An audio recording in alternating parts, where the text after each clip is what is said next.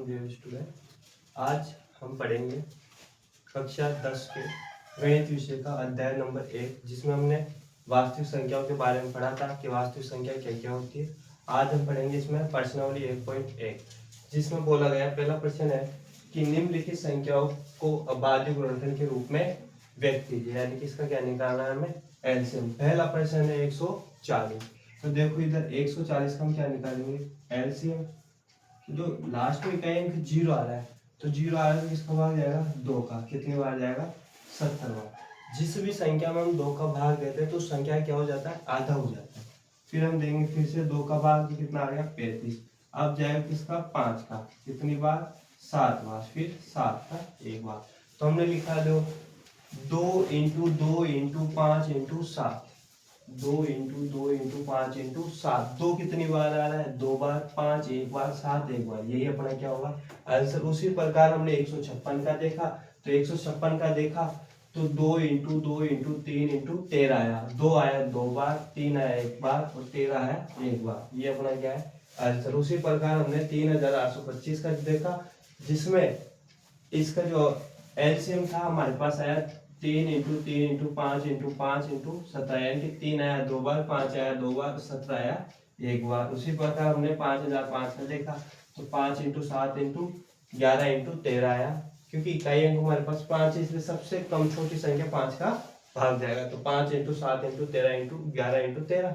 तो 5 1 बार, 7 1 बार, 11 1 बार, 13 1 बार। ये अपना क्या है, आंसर। उसी प्रकार हमने देखा 7429 का इकाई अंक कितना है, 9। 3 का नहीं जाता इसमें, क्योंकि हमने जब 3 का दिया तो इसमें 3 का जाना नहीं था। फिर हमने दिया 17 का, तो 17 का जब गया तो कितनी बार, 19 बार। फिर 19 का दिया, फिर 13 का। तो 17 1 बार, 19 1 बार और 23 1 बार। यही अपने क्या थे, आंसर। ठीक है। उसी प्रकार दूसरा प्रश्न था कि पूर्णांकों के निम्नलिखित युग्मों के एचसीएफ व एलसीएम ज्ञात कीजिए। ठीक है। अब हमें एलसीएम और एचसीएफ ज्ञात करना है और सत्यता की ये जांच भी करनी है कि दो संख्याओं का गुणनफल बराबर होता है एचसीएफ इंटू एलसीएम के। दो संख्याओं का गुणनफल बराबर होता है एचसीएफ इंटू एलसीएम के। ये हमें क्या करना है, सिद्ध करना है। तो देखो पहला प्रश्न था 26 और 91। तो हमने जब इसका दोनों का एलसीएम किया तो 13 दूनी 26 और 13 सत्ती 91 है। ठीक है। तो हमने देखा कि 26 और 91 का जो एलसीएम है वो आया 2 इंटू 7 इंटू 13 इंटू 13, यानी कि 7 दूनी 14, 13 का स्क्वायर कितना होता है 169, जब दोनों गुणा कितना है 2366। ठीक है। फिर हमने दोनों का क्या निकाला, एचसीएफ। तो दोनों में कॉमन क्या आ रहा है, 13। तो 13 क्या आ गया यहाँ पे, एचसीएफ। एचसीएफ क्या होता है, जो दोनों में कॉमन होता है। ठीक है। फिर हमने जांच की कि दोनों संख्याओं का गुणनफल बराबर होगा एचसीएफ और एलसीएम के गुणनफल के। तो ए इंटू बी बराबर है एलसीएम इंटू एचसीएफ। तो दोनों संख्या कौन सी है, 26 और 91। एलसीएम आया अपने पास 2366 और एचसीएफ आया 13। जब दोनों गुणा किया तो मेरे पास आ गया 13758 और इसका आ गया 2366।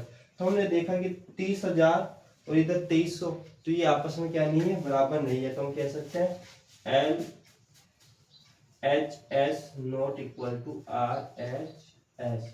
ठीक। उसी प्रकार हमारा दूसरा प्रश्न था कि 510 और 92। हमने 510 का क्या किया, एलसीएम किया।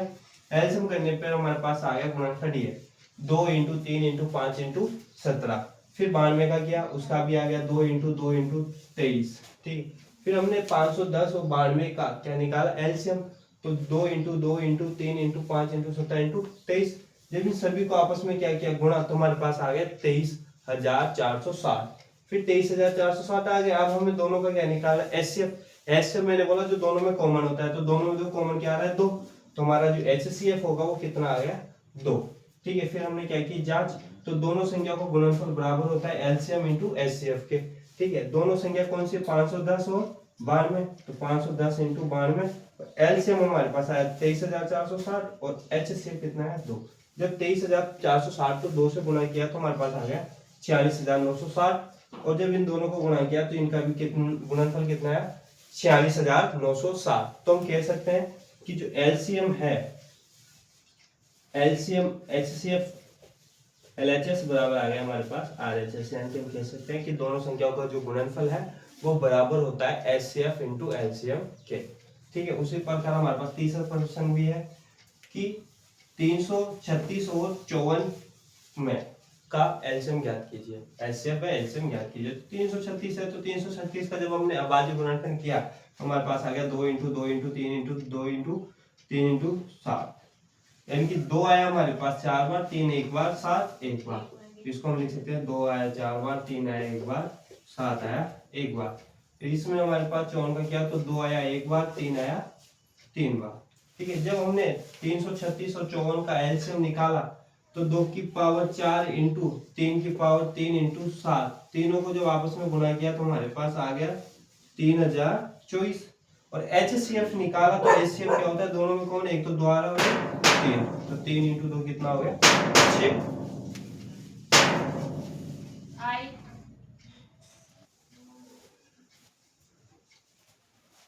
ठीक है, अब जब हमने इसका एलसीएफ निकाला तो हमारे पास कितना आ गया 2 इंटू 3 यानी कि 6 आ गया। फिर हम जांच करेंगे कि दोनों संख्याओं का गुणनफल बराबर होता है एलसीएम और एचसीएफ के गुणनफल के। ठीक है, तो दोनों संख्या कौन सी, एक तो 336 और एक 54, दोनों का गुणनफल बराबर होगा एचसीएफ। तो एलसीएम तो आया हमारे पास 3024 और एचसीएफ कितना आया 6। तो जब दोनों गुणा किया तो हमारे पास आ गया 18144। और जब इन दोनों संख्याओं को गुणा किया तो इसका भी जो गुणनफल आया वो आ गया 18144। तो अतः हम कह सकते हैं कि जो एचएस है, एलएचएस है, वो आरएचएस के बराबर आ गया, यानी कि दोनों संख्याओं का गुणनफल बराबर होता है एलसीएम इंटू एचसीएफ के। ऐसा प्रश्न है हमारा, अभाज्य गुणनखंड विधि द्वारा निम्नलिखित पूर्णांकों के एचसीएफ और एलसीएम ज्ञात कीजिए। क्या ज्ञात करना है, एलसीएम और एचसीएफ। ठीक है, पहला प्रश्न है हमारे पास 12, 15, 21, इनका एलसीएम एचसीएफ ज्ञात करना है। तो हमने जब इनका अभाज्य गुणनखंड किया तो हमारे पास आ गया 12 का तो 2 × 2 × 3, 15 का आ गया 3 × 5 और 21 का आ गया 3 × 7। जब तो 12, 15 व 21 का जो एलसीएम आया वो कितना आया, 2 की पावर 2, 3 की पावर 3, 5 की पावर 1 और 7 की पावर 1, यानी कि 2 का स्क्वायर 4, 3 का क्यूब 27 और 5 सत्ते 35। जब इन तीनों को आपस में क्या क्या गुणा किया तो हमारे पास आ गया इसका एलसीएम 420। अब हमें निकालना है इसका एचसीएफ। एचसीएफ बताया जो तीनों में क्या हो कॉमन, वो हमारे क्या होता है एचसीएफ। ठीक है, तो हमारा यहाँ पे एचसीएफ है वो कितना आ गया 3। अगला प्रश्न है 17, 21, 17, 23 और 29, इनका क्या निकालना है एचसीएफ और एलसीएम। ये तीनों ही ऐसी विषम संख्याएं हैं जिनमें केवल इन्हीं संख्याओं का भाग जाएगा, इनके अलावा किसी भी संख्याओं का भाग नहीं जाएगा। ठीक है, क्योंकि किसी के पास में आती नहीं स्वयं के अलावा। तो 17 का 17 एकम 17, 23 का 23 एकम 23, 29 का 29 एकम 29। तो हम कह सकते हैं 17, 23, 29 का जो एलसीएम होगा 17 × 23 × 29 यानी कि 11300।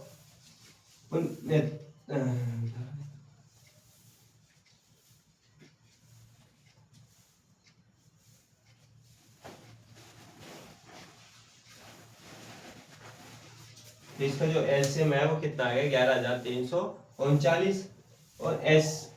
और इसका जो एचसीएफ होगा तो जो तीनों में केवल कॉमन क्या आ रहा है 1, तो एचसीएफ क्या होगा हमारे पास 1। ठीक है, उसी प्रकार अगली प्रश्न है 8, 9 और 25, संख्या 8, 9, 25 का एलसीएम एचसीएफ ज्ञात कीजिए। तो जो 8 का तो गुणनखंड क्या 2 × 2 × 2 × 1, 9 का 3 × 3 × 1, 25 का 5 × 5 × 1। तो इन तीनों का एलसीएम निकाला तो 2 की पावर 3 × 3 की पावर 2 × 5 की पावर 2, तो 2 का क्यूब 8 होता है, 3 का स्क्वायर 9 होता है, 5 का स्क्वायर 25 होता है। तीनों को गुणा किया कितना आ गया 1800। और एचसीएफ कितना आ गया, तीनों में जो कॉमन हो वो एचसीएफ यानी कि 1 आ गया हमारे पास एचसीएफ।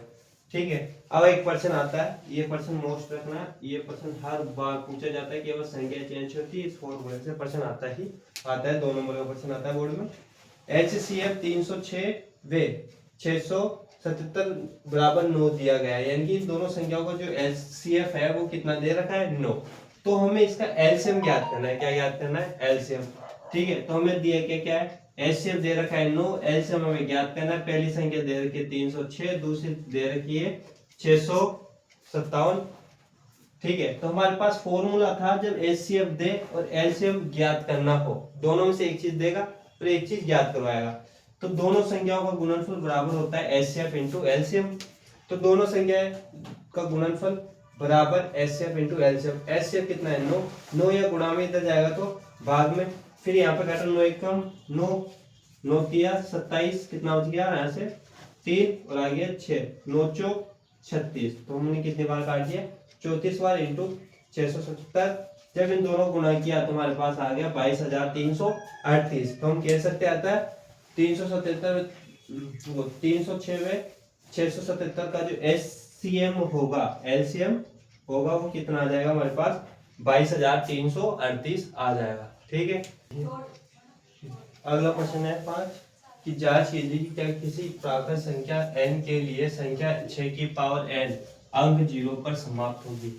तो कोई सी भी संख्या है, किसी की भी पावर क्या हो, n हो, और उसे क्या करना है? 0 पर समाप्त करना है। तो उसके लिए एक नोट लिख लेना कि कोई भी संख्या का 0 पर समाप्त होना तभी ही संभव है जब उसके गुणनखंड में 2 × 5 दोनों संख्या उपस्थित होगी।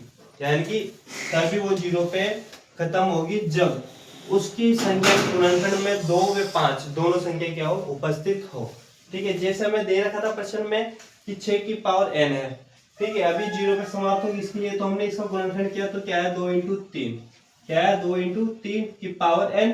तो हम कह सकते आता है 2 तो आ गया लेकिन 5 नहीं है, तो हम कह सकते हैं 6 का गुणनखंड करने पर हमें ये 2 × 5 का रूप प्राप्त नहीं हुआ। 2 तो आ गया लेकिन 5 नहीं है, का रूप प्राप्त नहीं हुआ। आता है 6 की पावर n, या 6 की पावर n जहां n एक प्राकृत संख्या है, ठीक है, के लिए अंक 0 पर समाप्त नहीं होगी। यदि हमारे पास 2 × 5 आ जाता तो वो संख्या 0 पे समाप्त होती, लेकिन हमारे क्या आ गया? 2 × 3, इस वजह से हमारी क्या है? 0 पे समाप्त नहीं होगी। एक ऐसा एक क्वेश्चन और आता है, वो आप करना, वो आता है 4 की पावर n के लिए संख्या 0 पर समाप्त होगी। ये वाला प्रश्न भी आता है, ये वाला प्रश्न आप वैसे करने की कोशिश करना। ठीक है, फिर अगला प्रश्न है कि वाक्य कीजिए कि 7 × 11 × 13 + 13 और 7 × 6 × 5 × 4 × 3 × 2 × 1 + 5 भाज्य संख्या क्यों है। तो देखो, भाज्य संख्या क्या होती है? जिसमें 2 से अधिक गुणनखंड होते हैं वो होती है भाज्य संख्या। जिसमें 2 से अधिक गुणनखंड होती है वो कौन सी संख्या होती है? भाज्य। तो देखो, पहला प्रश्न दे रखा है 7 × 11 × 13 + 13। तो 13 यहाँ भी, 13 यहाँ भी, 13 हमने कॉमन ले लिया, तो 7 × 7 × 11 × 1 + 1, 7 × 7 77 + 1 कितना आ गया? 78। तो अब इन दोनों को गुणनखंड करेंगे तो 2 से ज्यादा ही आएगा। तो अतः संख्याओं के 2 से अधिक गुणनखंड संभव है। तो हम कह सकते हैं कि अतः ये कौन सी संख्या है? भाज्य संख्या है। उसी प्रकार हमारे पास ये प्रश्न दे रखा है, तो देखो यहाँ पर भी 5 है और यहाँ पर भी क्या है? 5। तो 5 हमने क्या ले लिया? कॉमन। तो 7 × 6 × 4 × 3 × 2 × 1 + 1। तो इन सभी को जो गुणा किया तो हमारे पास आ गया 1008 + 1 1009। तो हम कह सकते हैं इन संख्याओं का 2 से अधिक क्या होगा? गुणनखंड संभव होगा। तो ये कौन सी संख्या होगी? भाज्य संख्या होगी। प्रश्न नंबर 7 है, प्रश्न मैंने नहीं लिखा, उसमें ये बोला गया था कि हमें एक घड़ी है, उसकी सुई है, एक है 18 पे, एक 12 पे। तो हमें बोल रहा है कि वो दोनों एक ही समय पर निश्चित घूमना शुरू करती है, तो वो कितने समय पश्चात एक ही स्थान पर प्राप्त होगी, ये पूछा था। तो हमने जो 12 और 18 दोनों का क्या कर दिया? अभाज्य गुणनखंड कर दिया। ठीक है, अभाज्य गुणनखंड करने के पश्चात हमने 12 और 18 का क्या निकाला? एलसीएम। तो जो 2 की पावर 2 × 3 की पावर 3। अब जो एलसीएम मैंने 2 की पावर 2 क्यों लिया? 2 की पावर 3 लेना था, 3 की पावर 3 लेना था। लेकिन इसमें देखो मैक्सिमम कितना आ रहा है? 3 की पावर 2, और इसमें मैक्सिमम कितना आ रहा है? 2 की पावर 2। तो इसमें एक ही बात नोट करके ध्यान रखनी है कि हमें बड़ी से बड़ी घात लेनी है। क्या लेनी है? बड़ी से बड़ी पावर लेनी है आपको, है ना।